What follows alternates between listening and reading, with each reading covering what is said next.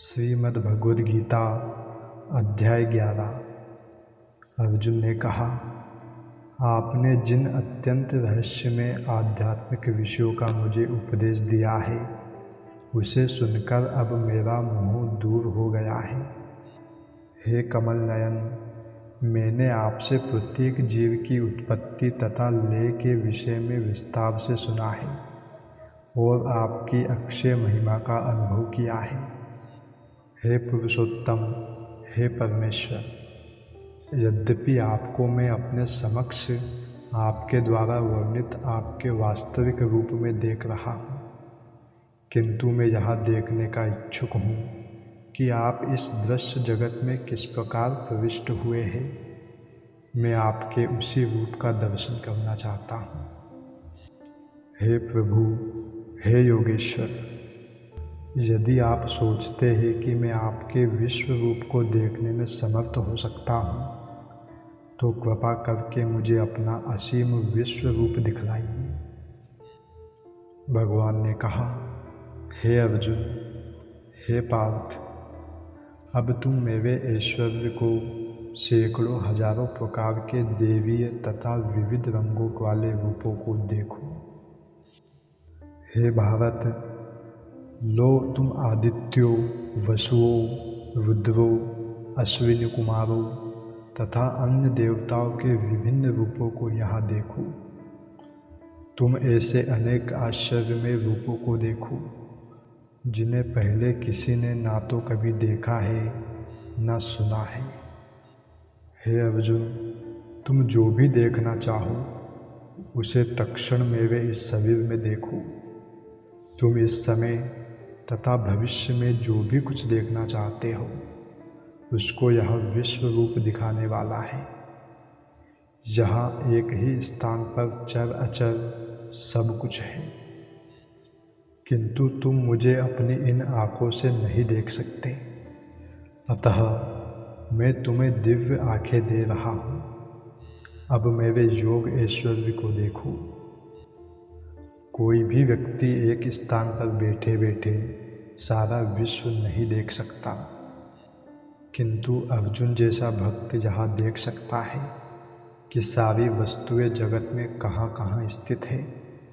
कृष्ण उसे शक्ति प्रदान करते हैं जिससे वह भूत, वर्तमान तथा भविष्य जो कुछ देखना चाहे देख सकता है। इस तरह अर्जुन कृष्ण के अनुग्रह से सारी वस्तुएं देखने में समर्थ है। संजय ने कहा, हे राजा, इस प्रकार कहकर महायोगेश्वर भगवान ने अर्जुन को अपना विश्व रूप दिखलाया। अर्जुन ने उस विश्व रूप में असंख्य मुख, असंख्य नेत्र तथा असंख्य आश्चर्यमय दृश्य देखे। यह रूप अनेक देवी आभूषणों से अलंकृत था और अनेक देवी हथियार उठाए हुए था। यह देवी मालाएं तथा वस्त्र धारण किए था और उस पर अनेक दिव्य सुगंधियाँ लगी थी। सब कुछ आश्चर्य में, तेज में, असीम तथा सर्वत्र व्याप्त था। इन दोनों श्लोकों में अनेक शब्द का बारंबार प्रयोग हुआ है, जो यह सूचित करता है कि अर्जुन जिस रूप को देख रहा था उसके हाथों, मुखों, पाँवों की कोई सीमा ना थी।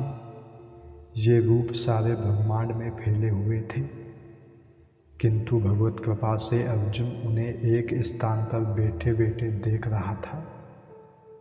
यह सब कृष्ण की अचिंत शक्ति के कारण था।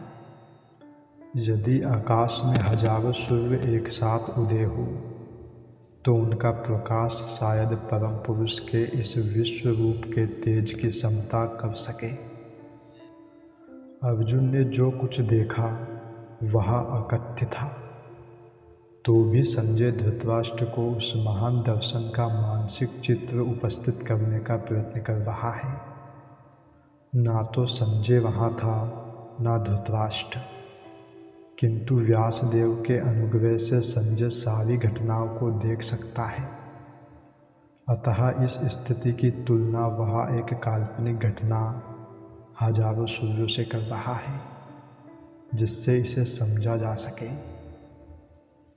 उस समय अर्जुन भगवान के विश्व रूप में एक ही स्थान पर स्थित हजारों भागों में विभक्त ब्रह्मांड के अनंत अंशों को देख सका। तब मोहग्रस्त एवं आश्चर्यचकित रोमांचित हुए अर्जुन ने प्रणाम करने के लिए मस्तक झुकाया और वह हाथ जोड़कर भगवान से प्रार्थना करने लगा। अर्जुन ने कहा, हे भगवान कृष्ण, मैं आपके शरीर में सारे देवताओं तथा अन्य विविध जीवों को एकत्र देख रहा हूँ। मैं कमल पर आसीन ब्रह्मा, शिवजी तथा समस्त ऋषियों एवं दिव्य सर्पों को देख रहा हूँ।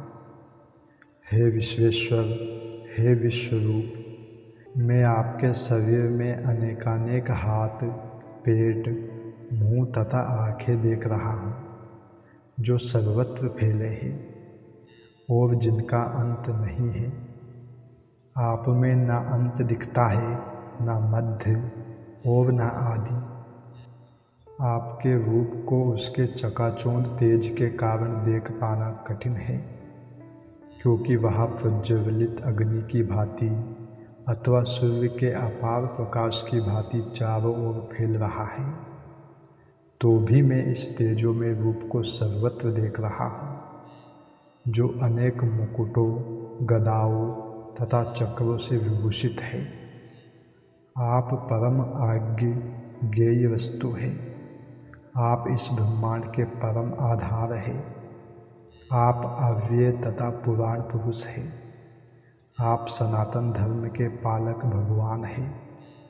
यही मेरा मत है। आप आदि, मध्य तथा अंत से रहित हैं।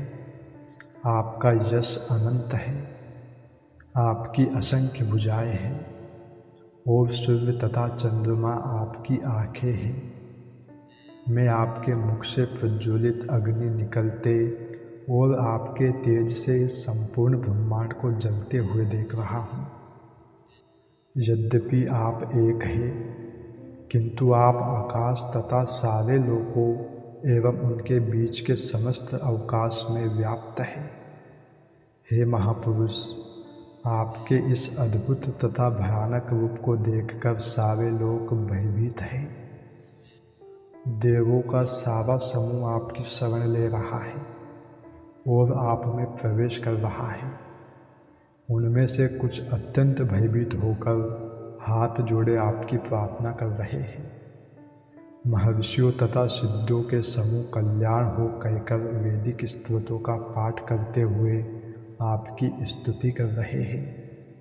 शिव के विविध रूप आदित्यगण, वसु, साध्य, विश्वेदेव, दोनों अश्विनी कुमार, मरुदगण, पितृगण, गंधर्व, यक्ष, असुर तथा सिद्ध देव सभी आपको आश्चर्यपूर्वक देख रहे हैं। हे महाबाहु, आपके इस अनेक मुख, नेत्र, बाहु, जंघा, पाँव, पेट तथा भयानक दांतों वाले विराट रूप को देखकर देवतागण सहित सभी लोग अत्यंत विचलित हैं और उन्हीं की तरह मैं भी हूँ। हे सर्वव्यापी विष्णु, नाना ज्योतिर्मय रंगों से युक्त आपको आकाश का स्पर्श करते मुख फैलाए तथा बड़ी बड़ी चमकती आंखें निकाले देखकर भय से मेरा मन विचलित है। मैं ना तो धैर्य धारण कर पा रहा हूँ, न मानसिक संतुलन ही पा रहा हूँ। हे देवेश, आप मुझ पर प्रसन्न हो। मैं इस प्रकार से आपके प्रलय अग्नि स्वरूप मुखों तथा विकराल दांतों को देखकर अपना संतुलन नहीं रख पा रहा हूँ। मैं सब ओर से मोहग्रस्त हो रहा हूँ।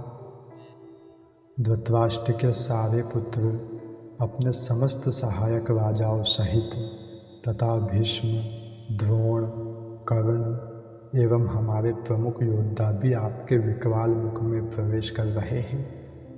उनमें से कुछ के सिरों को तो मैं आपके दांतों के बीच चूर्णित हुआ देख रहा हूँ। जिस प्रकार नदियों की अनेक तरंगें समुद्र में प्रवेश करती है, उसी प्रकार यह समस्त महान योद्धा भी आपके प्रज्वलित मुखों में प्रवेश कर रहे हैं। हे विष्णु, मैं देखता हूँ कि आप अपने प्रज्वलित मुखों से सभी दिशाओं के लोगों को निगले जा रहे हैं। आप सारे ब्रह्मांड को अपने तेज से आपूरित करके अपनी विकराल झुलसाती किरणों सहित प्रकट हो रहे हैं। मैं समस्त लोगों को पूर्ण वेग से आपके मुख में उसी प्रकार प्रविष्ट होते हुए देख रहा हूँ जिस प्रकार पतंगे अपने विनाश के लिए प्रज्वलित अग्नि में कूद पड़ते हैं। हे देवेश, कृपा करके मुझे बतलाइए कि इतने उग्र रूप में आप कौन हैं। मैं आपको नमस्कार करता हूँ, कृपा करके मुझ पर प्रसन्न हो। आप आदि भगवान हैं।